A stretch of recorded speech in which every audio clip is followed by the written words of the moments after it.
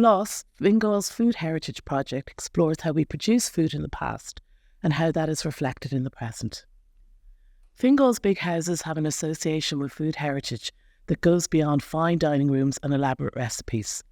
The traditional farming and horticultural practices taking place on the lands and in the walled gardens and glasshouses were important in terms of food production, employment and local social history.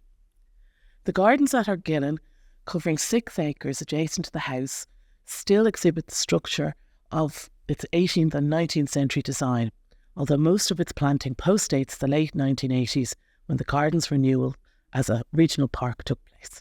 The original glass house here in Ardgillan was built in 1860 and it was much plainer. It just had the lean-to roof going along the wall, and then where about the dome was a centre part with a nave roof had a long section that came out to nearly halfway up the garden. I'm looking at the grape growing that was here in Ardgillan, the history. For centuries, Ireland's temperate climate has allowed gardeners to grow fruits that we usually associate with warmer climates. And none, especially here in Fingal by the coast, were able to grow a lot more due to the warm sea. And actually in the 7th century, St. Bede wrote about Ireland that there was no shortage of vines. By the 1600s, a letter was sent to the Pope that the vines here were as good as the ones in Germany and in France. The first mention that we see of a gardener here in Ardgillan Castle was in the 1700s when the Earl of Bective appointed James Farrell as gardener, and he was paid £20 a year. And by the 19th century then we see Richard Mason, a very industrious and talented gardener, and he was winning prizes for his black grapes, white grapes, and also for peaches, dessert pears and dessert apples. The first mention that we see of the gardener Richard Mason was in 1863 when he became a member of the Royal Horticultural Society of Ireland, and in the same year then he won prizes for the grapes here. Over the next 12 years he competed a number of times at the Royal Horticultural Society of Ireland competitions and also in Belfast. And the varieties of grapes that he grew here, we know at least 2 of them. One of them was Muscat of Alexandria, an ancient type of vine that originated around the city of Alexandria at the Nile in Egypt. And the second variety that he was gaining prizes for was for his Mill Hill Hamburg black grapes. And these grapes are actually famous over in Hampton Court Palace, where Capability Brown set a vine in 1768 and it still survives today.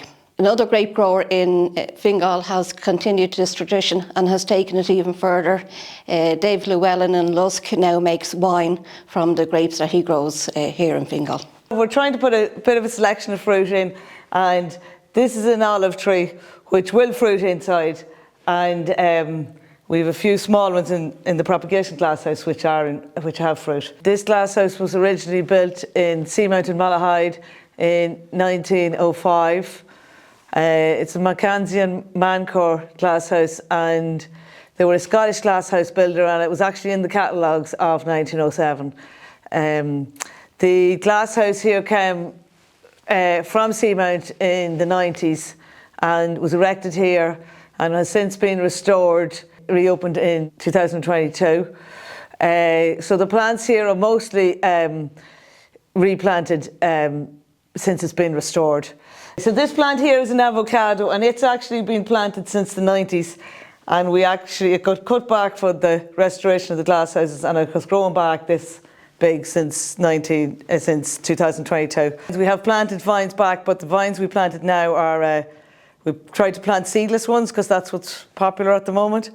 So we didn't go with historic varieties. So this is the vine. We only planted these in 2022, and they did have some fruit this year, which you can see the remains of, and I would be expecting a good crop of fruit next year. So I kind of espalier trained them. I put them in tiers. You kind of have to tell a vine have to tell it who's boss. You have to be in control, or otherwise it will grow like all over the place. So I'm putting one stem on each wire and about a foot or so apart, and then we cut the side branches, these side shoots, we'll cut them back now in the winter to just down here. So we more or less nearly just have the side branches with a little short bit, and that's what's going to grow a shoot and fruit next year.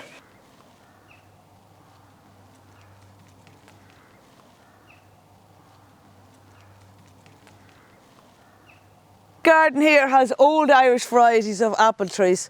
So we have about 30 different varieties of apple trees, starting with the oldest one, introduction, which was the Blood of the Vine in 1600, going up to kind of the 1950s.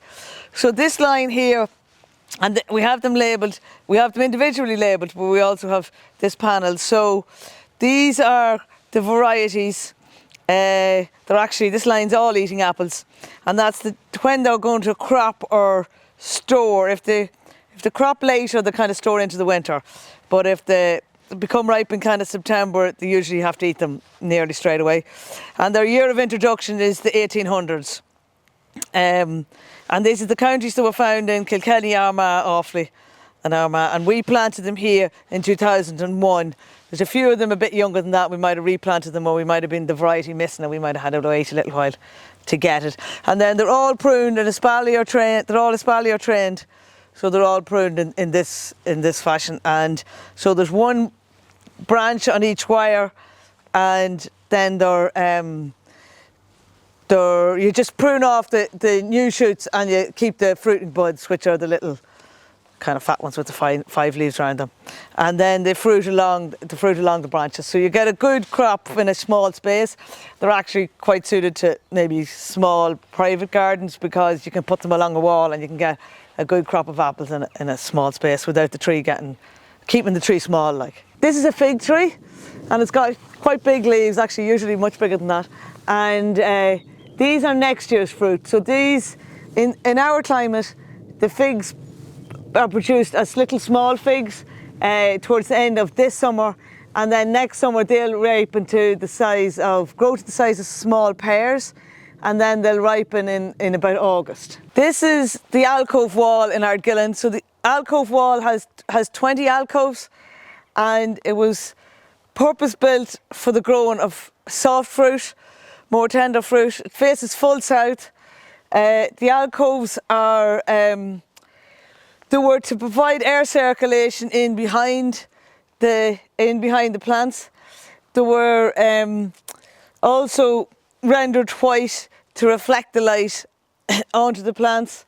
And this particular wall is one of the two freestanding walls that were added to the wall garden in Ardgillan between 1830 and 1860, probably relief work during the famine. The herbs in the garden were also used by the family and staff here for many medicinal purposes. We have a notebook here from Ardgillan in 1760. It was actually Prospect House then, and they give a recipe for an ointment to apply if you've got a bite of a mad dog, so that's quite interesting there. Over in Swords, there were also letters sent to the vicar's wife from her mother, and she was advocating using the roots of the dandelion to make a drink for the daughter to have when she was suffering from morning sickness.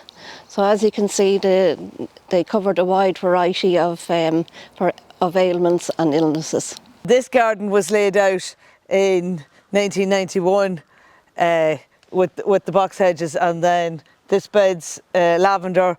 That one's oregano. We have kind of the culinary herbs, kind of medicinal herbs in the first two beds, and then we have the culinary herbs. And originally the wall garden would have been pretty much all food production, with just a bit of maybe cut flowers for the house.